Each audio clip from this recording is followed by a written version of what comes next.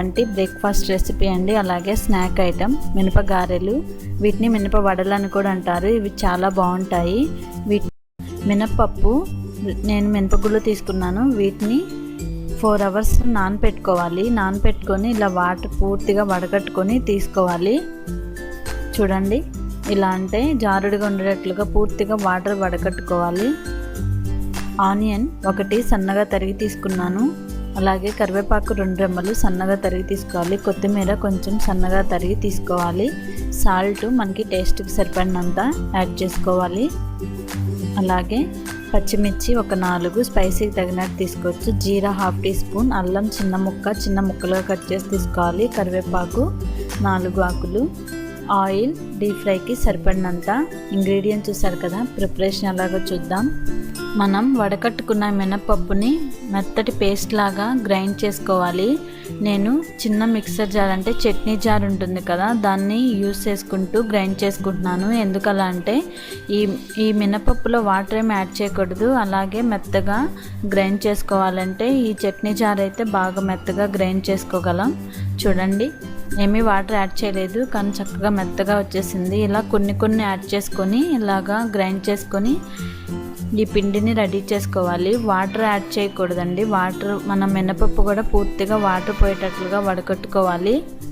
Okay అండి, ఇలాగా grind చేసుకోవాలి. చూడండి, నేను ఈ పిండి మొత్తం రెడీ చేశాను. ఇప్పుడు దీనిలో నేను మసాలా తీసుకున్నాను కదా, పచ్చిమిర్చి, జీరా, ఇవన్నీ నేను గ్రైండ్ చేసి తీసుకుంటున్నాను. ఇలా ఒకవేళ సన్నగా ముక్కలుగా తరిగి కూడా యాడ్ చేసుకోవచ్చు.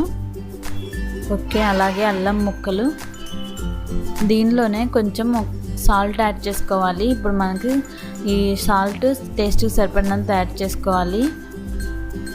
దీనిలోనే కొంచెం ఈ మినప్పిండి యాడ్ చేసుకొని గ్రైండ్ చేసుకుంటున్నాను. అలా చేసుకోవడం వల్ల చక్కగా మెత్తగా అవుతుంది. ఓకే, చూడండి, ఇలా గ్రైండ్ చేసుకోవాలి. దీనిలో ఇప్పుడు యాడ్ చేసుకొని మిక్స్ చేసుకోవాలి. మనం ఈ మినప్పిండిని ఎంత బాగా మిక్స్ చేసుకుంటే మనకి వడలు అంత సాఫ్ట్గా వస్తాయి. సో ఇదంతా బాగా పిండి మిక్స్ చేసుకోవాలి. మనం దీనిలో పచ్చిమిర్చి ఇవన్నీ గ్రైండ్ చేసాం, సాల్ట్ వేసాం కదా, దీంతో కొంచెం లూజ్ అనిపిస్తుంది. దీంట్లో సన్నగా తరిగిన ఆనియన్స్, కరివేపాకు, కొత్తిమీరకు యాడ్ చేసుకొని దీన్ని కూడా బాగా మిక్స్ చేసుకోవాలి. ఈ గారెల పిండి ఎంత బాగా మిక్స్ చేసుకుంటే మనకి వడలు అనేవి, గారెలు అంత స్మూత్గా వస్తాయి. ఓకే, ఇలా చూడండి, ఇంత గట్టిగా ఉండాలి. మనం సాల్ట్ యాడ్ చేసిన తర్వాత కూడా ఇంత గట్టిగా ఉండేటట్లు ప్రిపేర్ చేసుకోవాలి. పిండి రెడీ అయింది కదా, ఇప్పుడు స్టవ్ ఆన్ చేసుకొని ఆయిల్ హీట్ చేసుకోవాలి. ఈ ఆయిల్ హీట్ అయ్యేలోపు పక్కన ఒక పీట పైన ఒక కాటన్ క్లాత్ తడిపి దీన్ని వాటర్ ఎక్కువ తడుపుకోకూడదు. కొంచెం అలా తడి చేసుకొని ఇలాగా చేతిలోకి తీసుకొని అంచు వైపుగా చిన్నగా ఆయిల్లోకి జార్ చేసుకోవాలి. చాలా జాగ్రత్తగా వీటిని ఆయిల్లో వేసుకోవాలండి, లేదంటే మనకి చెయ్యి కాలుతుంది.